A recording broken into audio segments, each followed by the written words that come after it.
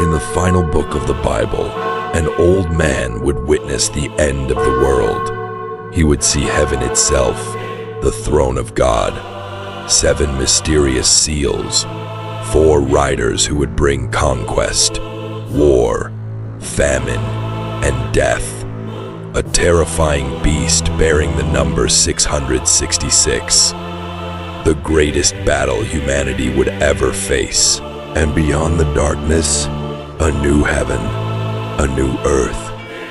But before any of that could happen, everything began on a lonely island where an exiled disciple heard a voice that would change history forever.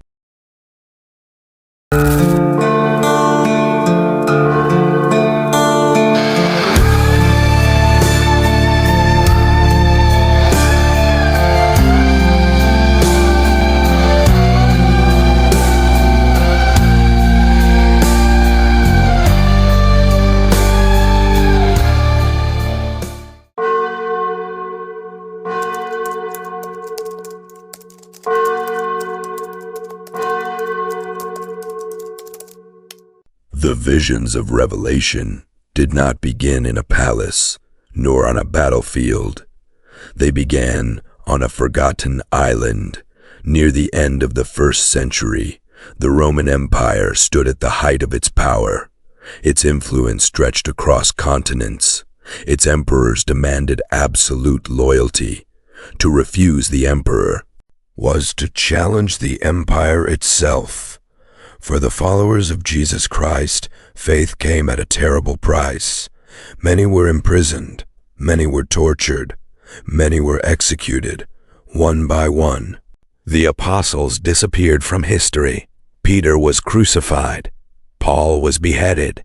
James was killed by the sword, until only one remained, John, the last living apostle. Rather than executing the old man, Rome chose another punishment: exile. He was taken across the Aegean Sea to a small rocky island known as Patmos, a place of isolation, a place where prisoners were forgotten, far from the churches he once led, far from the people he loved. John was expected to spend the rest of his life alone. The empire believed his voice would die on that island.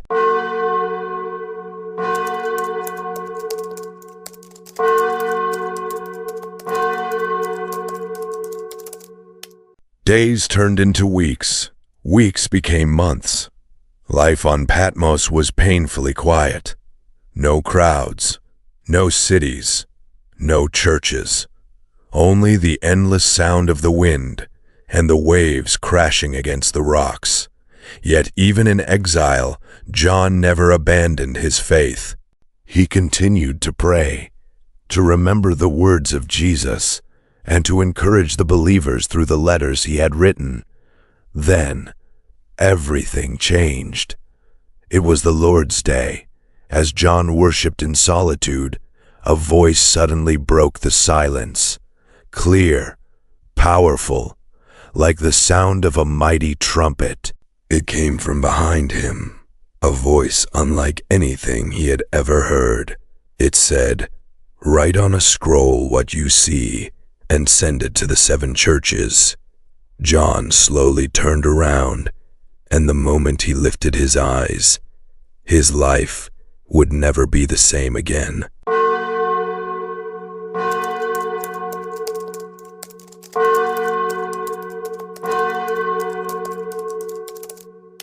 John turned toward the voice, and standing among 7 golden lampstands was someone like a son of man. He was clothed in a long robe, with a golden sash across his chest. His hair was white like wool, as white as snow. His eyes burned like flames of fire. His feet shone like glowing bronze, refined in a blazing furnace. His voice was like the roar of many waters. In his right hand he held 7 stars. From his mouth came a sharp, double-edged sword, and his face shone like the sun in all its brilliance. The moment John saw him, he fell at his feet, as though dead. "Do not be afraid. I am the first and the last. I am the living one. I was dead, and now look, I am alive forever and ever, and I hold the keys of death and Hades." Then he commanded John, "Write therefore what you have seen, what is now, and what will take place after this." At once, everything changed. A door stood open in heaven, and the same voice, like the sound of a mighty trumpet, called to him once more, "Come up here, and I will show you what must take place after this." In an instant, John found himself standing before the throne of God. Lightning flashed, thunder echoed. 24 elders bowed before the throne. 4 living creatures never ceased declaring, "Is the Lord God Almighty, who was, and is to come." Then John saw a scroll, written on both sides, sealed with 7 seals. A mighty angel proclaimed with a loud voice, "Who is worthy to open the scroll and break its seals?" No one in heaven, or on earth, or under the earth could open it. John began to weep. Then one of the elders said, "Do not weep. See, the Lion of the tribe of Judah, the Root of David, has triumphed." But when John looked, he did not see a lion. He saw a lamb, standing as though it had been slain. The lamb stepped forward and took the scroll from the right hand of him who sat on the throne. He broke the first seal, and one of the 4 living creatures cried out like a clap of thunder, "Come!" John looked, and before him a white horse appeared.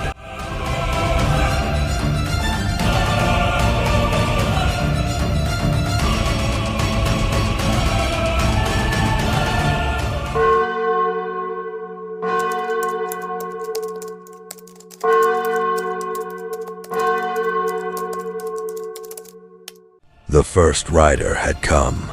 Conquest. Kingdoms would rise against kingdoms.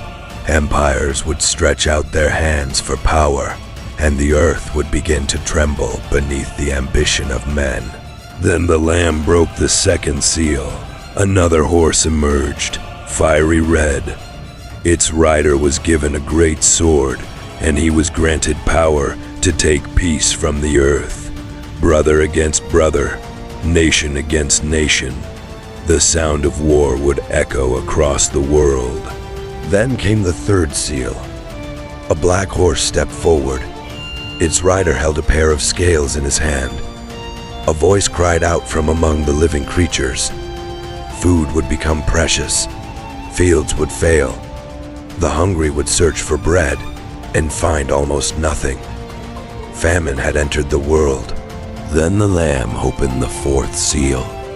John saw a horse unlike the others, pale, the color of sickness, the color of a corpse. Its rider was named Death, and Hades followed close behind him. Authority was given to them over the earth, to kill by sword, by famine, by plague, and by the beasts of the earth. The 4 horsemen had begun their ride. Conquest, war, famine, death, and this was only the beginning of the apocalypse.